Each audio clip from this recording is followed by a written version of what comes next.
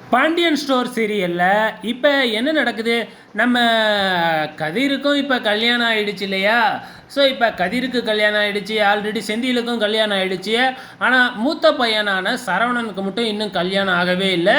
So இதை நினச்சி வந்து பார்த்திங்கன்னா பாண்டியனுக்கு தூக்கமே வரல, புலம்பிக்கிட்டே தாங்க இருக்கிறாரு.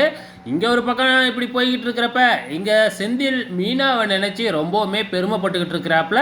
ஏன்னா இப்போ இந்த வீட்டில் வந்து ரொம்பவுமே சகஜமாக எல்லா வேலையுமே வந்து பார்த்திங்கன்னா நம்ம மீனா பார்த்துக்கிட்டு இருக்காங்க இல்லையா? அதனால் நம்ம செந்திலுக்கு ரொம்பவுமே சந்தோஷம்.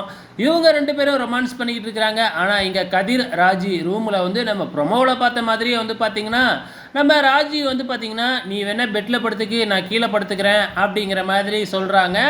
உடனே கதிருக்கு கோவம் வந்து நீங்களாம் பேசாத, உன் குரலை கேட்கவே எனக்கு பிடிக்கல அப்படின்னு பயங்கரமாக கத்திட்டு, முதல்ல நீ ஏந்திரி, உன்னால் நான் ஏற்கனவே நிறையா இழந்துட்டேன், இந்த கட்லையும் இழக்க முடியாது, நீ எங்கே வேணுமாலும் போய் படு, ஆனால் என்கிட்ட மட்டும் பேசாத அப்படின்னு சொல்லிட்டு பெட்டில் படுத்துக்கிறாப்புல. பெட்டில் படுத்துக்கிட்ட உடனே நம்ம ராஜி ஒரு பாயை எடுத்து அங்கே போட்டுக்கிட்டு முரடேன் அப்படின்னு சொல்லிக்கிட்டு இருக்கிறாங்க. இதை கேட்ட உடனே கதிருக்கு பயங்கரமாக கோபம் வந்து யாரை பார்த்து முரடன்ன, அப்போ நீ ஒருத்தனை காதலிச்சியே அந்த கண்ணை ரொம்பவுமே நல்லவனா, அந்த நல்லவனையே கல்யாணம் பண்ணிக்கிட்டு போக வேண்டியது தானே அப்படின்னு பயங்கரமாக ராஜியை பிடிச்சி திட்ட ஆரம்பித்த உடனே ராஜி அழுவ ஆரம்பிச்சிட்றாங்க. இவங்க 2 பேத்துக்குள்ளேயும் இப்படி தாங்க ஃபைட் போய்கிட்டு இருக்கு. நம்ம பாண்டியன் தூக்கம் வராமல் புலம்பிக்கிட்டே இருந்தார் இல்லையா? அவர் அந்த நடு ராத்திரியில் புரோக்கருக்கு ஃபோன் பண்ணி ஏன் இன்னும் என் மகன் சரவணனுக்கு பொண்ணு பார்க்கவே இல்லை அப்படின்னு சொல்லிட்டு வாய்க்கு வந்த மாதிரியெல்லாம் புரோக்கரை பிடிச்சி திட்டிக்கிட்டு இருக்கிறாப்புல. ஸோ அது வேற என்ன நடக்க போகுதுன்னு தெரியல. இப்போ நம்ம பாண்டியன் திட்டுறதை கேட்டுட்டு நம்ம கோமதி முழிச்சு வந்து பார்க்குறாங்க. என்னங்க இந்த ராத்திரியில் போயிட்டு ஃபோன் பண்ணி திட்டிக்கிட்டு இருக்கீங்களே அப்படின்னு சொல்லி நம்ம பாண்டியனை சமாதானப்படுத்திக்கிட்டு இருக்காங்க. மறுநாள் காலையிலையும் விடிஞ்சிடுது.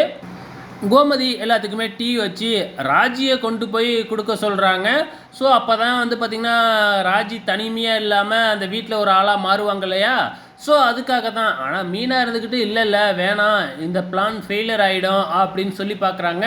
இல்லை அதெல்லாம் நடக்கும் அப்படின்னு கோமதி அனுப்பி வைக்கிறாங்க. அதே மாதிரியே ராஜியும் வந்து பார்த்திங்கன்னா டீயை கொண்டு போயிட்டு கொடுக்குறாங்க. எல்லாருமே எதுவும் சொல்லாமல் வாங்கிக்கிறாங்க. ஆனால் கதிர் மட்டும் வாங்கவே இல்லை. அந்த நேரம் பார்த்து பாண்டியனும் அங்கே வராப்புல, பாண்டியன்கிட்ட நீட்டுறாங்க. ஆனால் பாண்டியனும் வாங்காமல் அங்கேருந்து போயிடுறாப்புல. அதுக்கப்புறம் கதிர்கிட்ட நீட்டும் பொழுது கதிர் அங்கேருந்து கோவமாக எந்திரிச்சு போயிடுறாப்புல.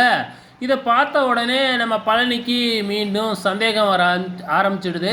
சரி, மாமா டீ வாங்காமல் போகிறாருன்னா ஒரு கோவத்தில் இருக்கிறாரு, இவன் எதுக்கு இப்போ கோவப்படுறான், இவன் தானே லவ் பண்ணி கல்யாணம் பண்ணிக்கிட்டான், இவன் எதுக்கு ராஜி மேலே கோவப்படுறான் அப்படின்னு கேள்வியை கேட்க ஆரம்பிச்சிட்றாங்க. அங்கேருந்து ஒளிஞ்சிக்கிட்டு இருந்து பார்த்துக்கிட்டு இருக்கிற நம்ம கோமதியும் ராஜியும் அச்சோ பிரச்சனை கிளப்பிட்டாரே அப்படின்னு சொல்லிட்டு குடுன்னு ஓடியாந்து இதை சொல்லி பார்க்குறாங்க. ஆனால் வந்து பார்த்திங்கன்னா ஒரு நம்ம பழனி கேள்வி மேலே கேள்வி கேட்டுக்கிட்டே இருக்கிறாரு. ஒரு கட்டத்தில் நீங்களாம் பேசுகிறத பார்த்தா ஏதோ நம்ம அத்தை தான் வந்து இவங்க 2 பேர்த்துக்கும் கல்யாணம் பண்ணி வச்சாங்க மாரியில் பேசுகிறீங்க அப்படின்னு உண்மையை டக்குன்னு நம்ம ராஜி சொல்லிடுறாங்க. நம்ம கோமதிக்கு அதிர்ச்சி ஆகிடுது. அப்படியே இன்றைக்கி முடிச்சிட்டாங்க. வெயிட் பண்ணி பார்க்கலாம் அடுத்த வாரம் என்ன நடக்க போகுதுன்னு.